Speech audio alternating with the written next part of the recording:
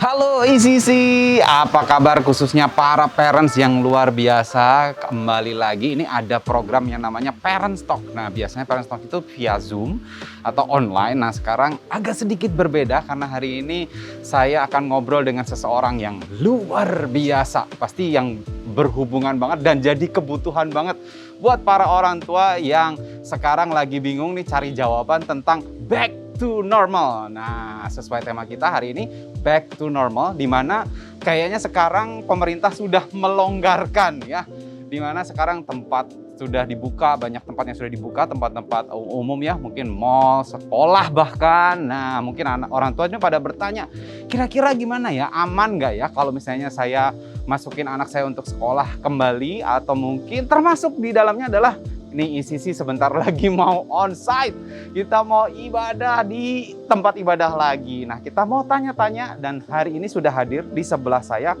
orang yang luar biasa ya. Di tengah kesibukannya menyempatkan waktu untuk ngobrol dengan kita semua, seorang dokter spesialis anak yang sangat terkenal di Bandung. Kita sambut Dr. Fresilia Regina, spesialis anak. Terima kasih Pak Ivan. Halo, salam kenal semuanya. Saya Fresilia. Oke, Dokter Fresil, kali ini kita mau nanya-nanya sedikit ya Boleh tentang seputaran tentang kasus-kasus yang terjadi semenjak pandemi ini ya.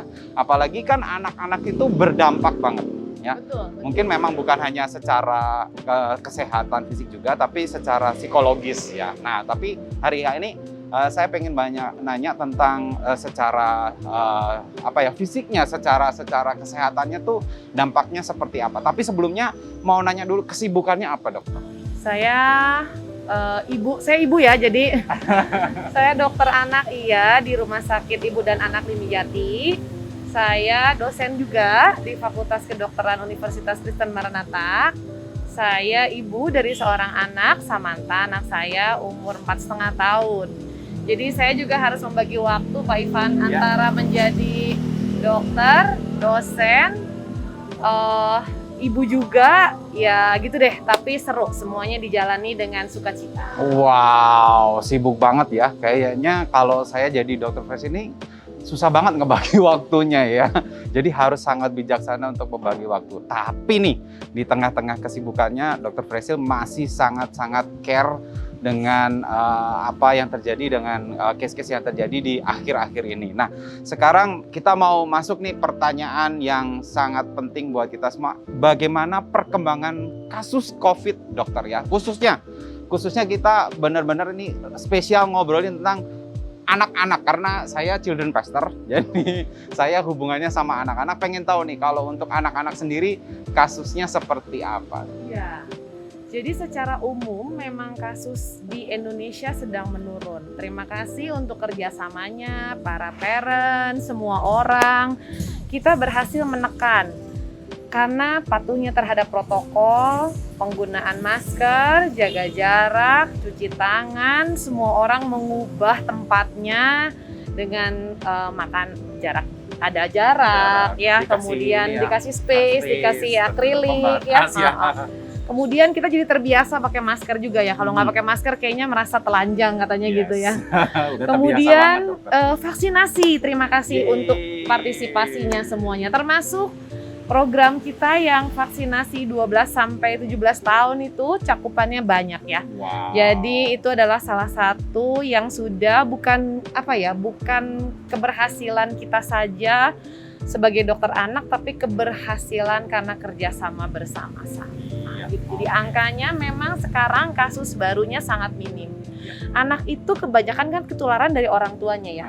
Jadi saat semuanya atau angka cakupan vaksinnya sudah banyak, itu kita menyebutnya sebagai herd immunity atau imunitas yang diciptakan karena berkelompok.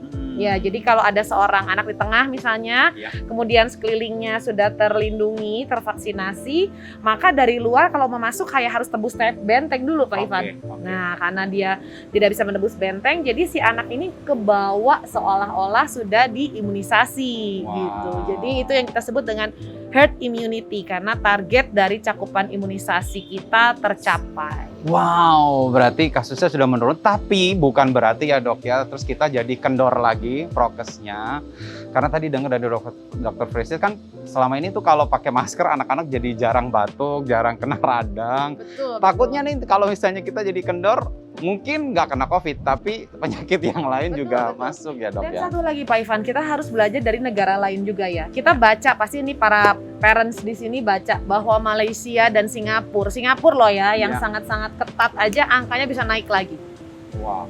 Itu kenapa? Karena si virusnya itu pinter, kayak Oke. bunglon. Jadi kalau daya tahan kita atau antibodi ketemu, dia bisa bermutasi sedikit membentuk sehingga kita nggak bisa ngebunuh lagi, antibodinya tuh nggak ngenalin lagi. Oke. Nah, jadi itulah kenapa kalau virus corona atau COVID-19 ini dia punya tipe ya, ada tipe alpha, beta, gamma, delta dan segala macam itu. Kenapa? Karena itu adalah mutasi. Jadi selubungnya bermutasi sehingga yang tadinya kan kalau kita udah kenal kita bikin antibodi nih. Kalau ini dia berubah-berubah jadinya nggak kenal lagi. Jadi dia bisa menyebar lagi. Jadi jangan berharap udah nggak ada, dia Yap. pinter, dia bisa saja bermutasi. Wow, oke. Oke dok, kita masuk ke pertanyaan berikutnya ya. Ini kan mungkin banyak orang tua yang mungkin sedikit parno atau mungkin banyak parno juga kalau mau ngajakin anak-anaknya keluar, terutama mungkin bukan hanya main ya. Kalau main mungkin kita masih berpikir udahlah nggak apa-apa main di rumah aja. Tapi kan ada beberapa kebutuhan seperti kita harus pergi ke sekolah, kemudian ibadah terutama ya. Nah itu gimana dok? Mungkin ada tips atau pesan-pesan khusus buat orang tua supaya mereka nggak terlalu merasa khawatir, kemudian Ya. jadi stres mungkin Betul, gimana? Betul Pak Ivan. Jadi dari penelitian tersendiri mereka menyebutkan bahwa dikungkung atau pandemi ini menimbulkan banyak stres. Ya. Selain terhadap orang tua, terhadap anak juga angka stresnya tinggi. Bahkan beberapa teman saya yang psikolog, mereka itu katanya SQ-nya turun. Yes. Iya, social quotient-nya turun gitu. Terus semua orang khawatir kan. Ini harus gimana supaya anak saya bisa mengejar ketinggalannya? Ya, kita yakin dan percaya bahwa anak-anak itu pintar.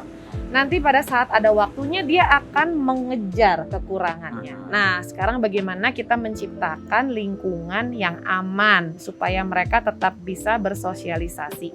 Parno tidak menyelesaikan masalah karena semua orang akan bilang kita harus berdamai dengan COVID ini. Artinya kita harus fleksibel, mau berubah, mau menyesuaikan, mau menerima masukan dari ilmu kedokteran dan mengubah lifestyle. Itu sih yang utama. Jadi ya pakai masker engap.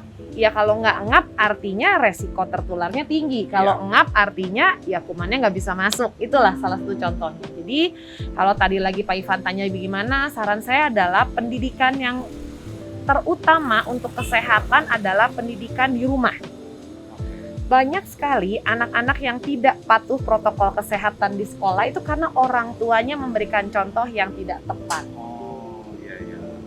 Jadi mereka mencontoh ya. Children see, children do lah Yes, ya. betul banget. Mungkin orang tuanya malas pakai masker, anak-anaknya juga jadi Pakai malas. masker sih Pak Ivan, tapi maskernya ke bawah. Atau maskernya ke atas. Atau hidungnya kalau ngomong maskernya turun di bawah hidung gitu. Atau enggak pinggirnya dia tidak melekat dengan baik gitu ya. Atau kadang kalau bersin atau batuk maskernya dibuka supaya ngomongnya lebih jelas atau ya itu. Jadi hal-hal seperti itu yang harusnya bisa kita contohkan untuk anak-anak kecil. Jadi yang paling penting adalah pendidikan di rumah supaya anak-anak itu patuh pada protokol kesehatan. Jadi membiasakan ya. Saya kemarin juga sempat amazed nih sama temannya anak saya waktu saya kunjungan, saya sering kunjungan ya dok ke rumah-rumah gitu ya. Begitu ngelihat saya itu udah excited sebenarnya, tapi tiba-tiba dia kayak inget gitu, kayak tutup hidungnya, terus dia langsung ambil masker, terus dia buka pintu. Wah itu berarti udah berhasil sebenarnya ya orang tuanya. Nah mungkin kita di ICC juga para orang tua, jadi sebenarnya nggak usah worry, nggak usah parno ketika misalnya nanti onsite berlangsung, tapi anak-anaknya kita didik dari rumah supaya mereka terbiasa ya dok ya untuk protokol kesehatan. Betul. Jadi menjadi orang tua itu harus memberikan contoh yang benar, itu yang pertama. Yang kedua, ya kita harus meyakinkan bahwa anak kita itu bukan tipe yang misalnya sedikit-sedikit buka masker, kucek-kucek mata, gosok-gosok hidung ya. Untuk anak-anak yang seperti itu atau anak-anak yang dengan penyakit komorbid ya, kalau kita bilang di Ikatan Dokter Anak Indonesia itu penyakit komorbid seperti asma, kemudian ada yang mungkin penyakit leukemia atau keganasan, atau ada juga yang penyakit jantung, penyakit ginjal. Memang mungkin untuk anak-anak yang seperti ini kita izinkan untuk online. Ya, tapi kalau anak-anaknya sehat, mengerti tentang protokol kesehatan, pakai masker, cuci tangan, apalagi anak-anak remaja yang sudah divaksin, ya kita harus memberikan kesempatan kepada mereka supaya mereka bisa membuktikan juga kepada kita bahwa oh, aku bisa nih gitu. Jadi tidak hidup dengan keparnoan. Iya, iya. Oke, nah sekarang mau tanya nih dok soal vaksin untuk anak-anak di usia di bawah 12 berarti ya dok? Ya betul, yang mau ini ya 6 sampai ya, 6 sampai 11 tahun. Nah gitu. Itu sekarang perkembangannya seperti apa dok? Apakah sudah ada dan udah oke pasti bisa, atau kan banyak kekhawatiran orang tua juga ya, nanti kalau divaksin gimana segala macam efeknya? Ya. Jadi kita belajar dari negara-negara lain ya. Mereka sudah duluan dengan vaksin-vaksin ini. Jadi memang ada yang menggunakan mRNA itu seperti Pfizer atau Moderna.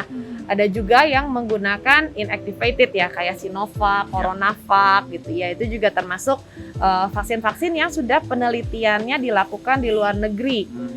Dan sejauh ini untuk suatu vaksin ya, menurut saya untuk mendapatkan suatu vaksin yang baik itu aja butuh waktu penelitian yang lama Pak Ivan.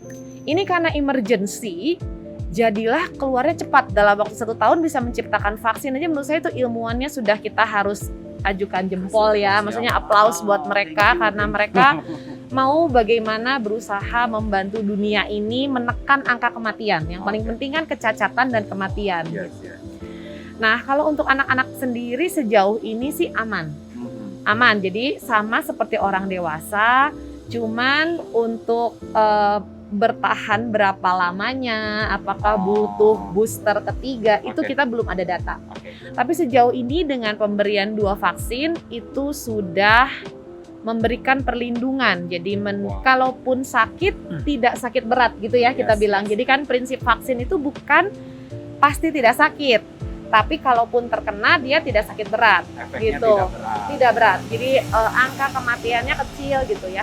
Kecuali pada anak-anak dengan komorbid atau yang tadi kita bilang ada bawaan penyakit tertentu yang kalau terkena coronavirus dia menjadi lebih berat.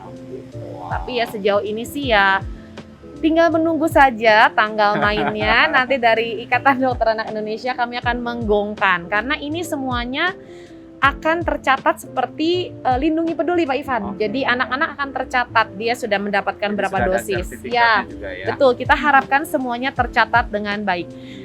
Beberapa juga nanya ke saya, dok, ini saya ditawarin nih vaksin. Saran saya jangan menggunakan vaksin ilegal, karena kita nggak tahu itu dapat dari mana. Ya, nunggu giliran aja lah menurut saya. Toh semuanya akan mendapatkan sesuai dengan giliran. Oke, jadi buat para orang tua, terutama yang jemaat ICC, semuanya jangan khawatir about vaksin. Itu semuanya sudah diteliti dan sudah aman tentunya. Jadi kalau memang udah wayahnya, sudah waktunya vaksin, mari sama-sama kita sukseskan program itu ya, supaya aman semuanya. Nah, mungkin ini pertanyaan buat antara orang tua dan juga pihak institusi ya, mungkin dari sekolah, gereja gitu. Nah, kira-kira persiapan apa nih dok? Karena kan sekarang sebenarnya kan udah mulai pada onsite segala macam. Tapi mungkin masih orang tua tuh masih bertanya-tanya juga, kira-kira apa saja sih yang perlu, kayak misalnya prokesnya apa aja yang perlu diajarkan, kemudian dari sisi institusinya sendiri apa yang harus dipersiapkan? Karena kan kami mungkin berpikir, oh mungkin harus ada air purifier, ada hand sanitizer di mana-mana gitu. Mungkin ada tips nggak dari dokter sendiri? Ya, jadi sebenarnya kalau sekolah sendiri ya Pak Ivan, kalau sekolah sendiri itu kami dari Ikatan Dokter Anak Indonesia itu punya checklist. Jadi sekolah-sekolah mana yang dinyatakan boleh buka kalau mereka sudah memenuhi checklist tersebut. Jadi misalnya kayak Gurunya sudah divaksin semua, termasuk petugas-petugas yang ada di sekolah, dari sampai cleaning service dan segala macam itu sudah divaksin. Yang kedua adalah mengenai ventilasi.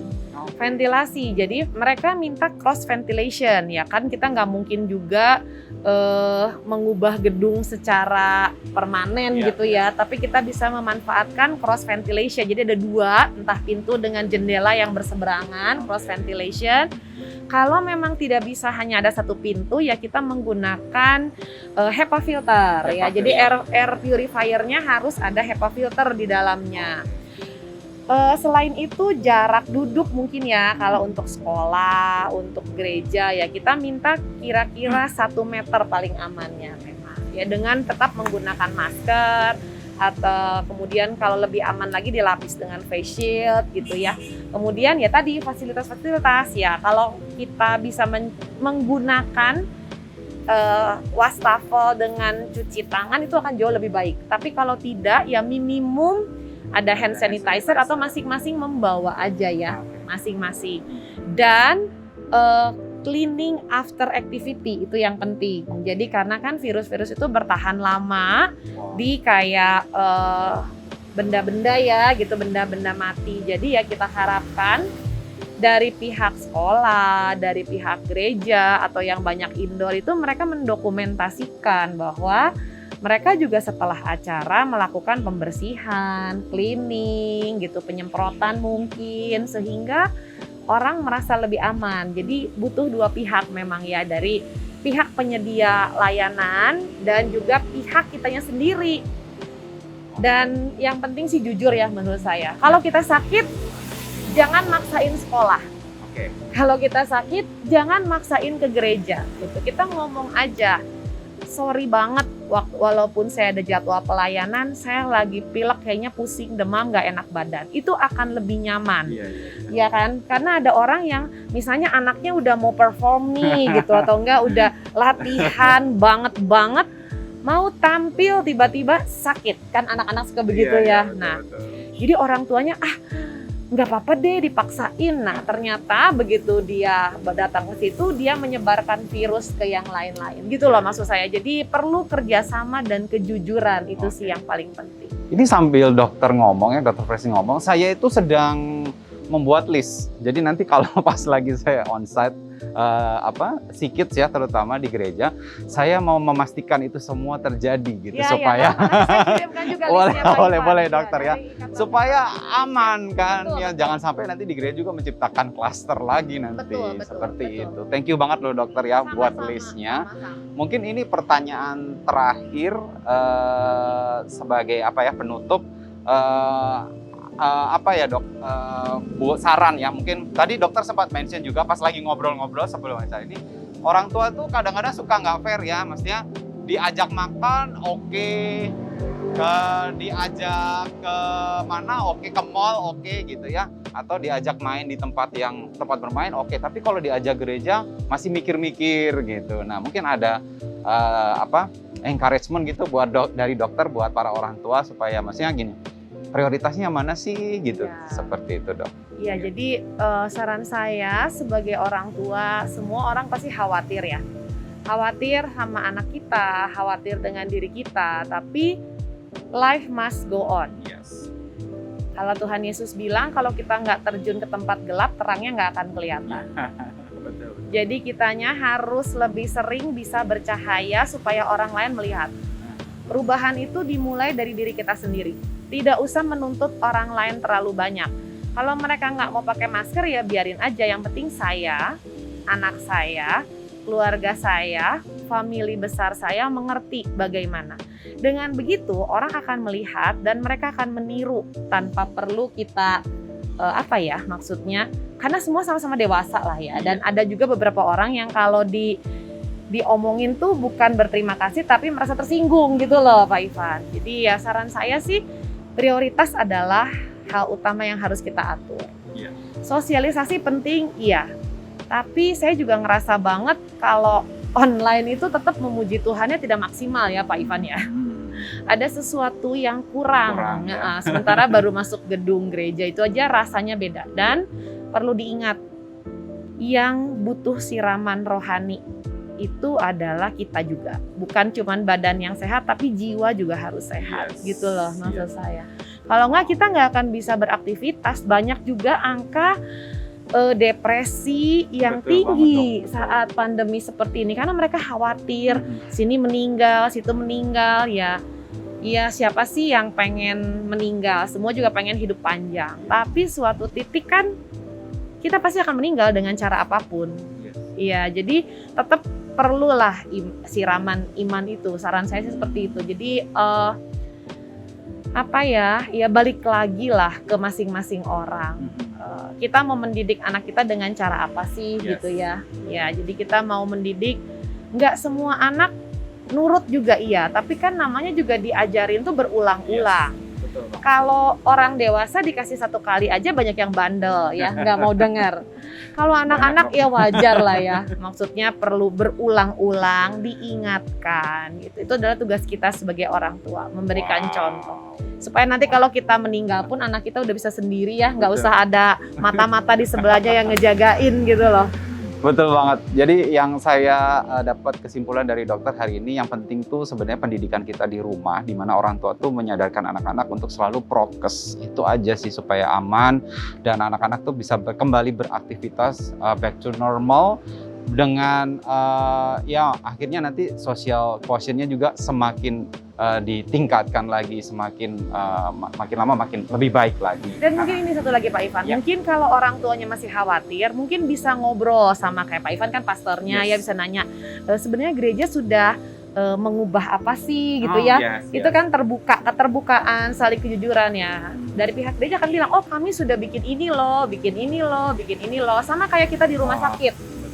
Kan mereka akan tanya, ini saya bawa anak saya vaksin, jangan sampai anak saya ketularan sakit misalnya kayak gitu. Jadi memang rumah sakit aja benar-benar mengubah, jadi ada polis sakit dan polis sehat yang memang dua-duanya memiliki dari pintu gedung yang berbeda. Kemudian ada screening orang di depan, ada tempat cuci tangan dan segala macam. Jadi menurut saya memang fleksibilitas ya, mengubah lifestyle. Kita mau semuanya berubah demi apa sih? Demi kenyamanan dan keamanan gitu. Jadi ngobrol aja, tanya misalnya, pastor sorry dari pihak gereja sudah apa nih gitu. Nah kalau kita sudah bisa menceritakan, itu mereka mungkin merasa lebih aman ya. Jadi dari mereka sudah prokes, dari pihak gereja juga prokes. Jadi ya kita berdoa aja semoga tidak ada yang menciptakan klaster baru gitu ya. Betul banget. Ini obrolannya menarik sekali dan berkualitas sekali. Jadi tentu saja bukan hanya papi mami, mama papa di rumah, orang tua, tapi saya juga merasa mendapatkan sesuatu. Maksudnya dari diri saya sendiri kan, as a children pastor saya juga harus ngecek tuh semua hal-hal yang apa saja yang perlu saya ubah, apa yang mungkin dari sisi ruangan ke apa perlengkapan yang perlu disediakan. Thank you banget tuh Dr. Presil for your time. Terima kasih banyak sudah menyediakan waktu, dan saya percaya banget jemaat ICC semua mulai sekarang nih nggak perlu khawatir lagi ya. Yang penting seperti tadi Dr. Presil bilang, kita hanya perlu membiasakan anak-anak untuk ikut protokol kesehatan saja supaya mereka terbiasa. Ketika mereka keluar, mereka udah tahu apa yang harus mereka lakukan. Dan jangan lupa vaksin. Yes, jangan lupa vaksin buat semua jemaat di sini juga. Jangan lupa vaksin buat anak-anak yang 6 ya dok ya, 6 sampai 11 ya? Iya, mungkin rencana baru tahun depan ya akan ada dibuka pendaftaran. Oke, semangat semuanya untuk siap-siap nih ya, kita bakal onsite dan mungkin juga rencananya ICC akan Januari mungkin juga baru mulai onsite. Oke, terima kasih banyak Dr. Presil for your time. Ini konversinya luar biasa banget. Dan saya as a children pastor juga mau mengingatkan tanggal 11 Desember nanti kita akan ada acara Natal Sikit Christmas Celebration, Sikit Christmas Party, the Secret Place judulnya, itu via Zoom online, dan juga nanti akan ada short movie premiere. Wah, ini ada tentang film keluarga, bagus banget, harus nonton semuanya. Dan nanti akan ada yang namanya drive-thru gift. Nah, nanti kita mau bagi-bagi hadiah buat anak-anak. Wah, itu juga suatu terobosan ya, drive-thru gift gitu kayaknya. Supaya masih aman kan ya dok? Iya, betul. Akhirnya nanti kembali onsite. Thank you so much for your time. Terima kasih dokter sekali lagi. Terima kasih buat semua jemaat ICC yang sudah mendengarkan dan menyaksikan apa yang sudah kami obrolin tadi. Oke, Sisi, see you next time. Bye-bye.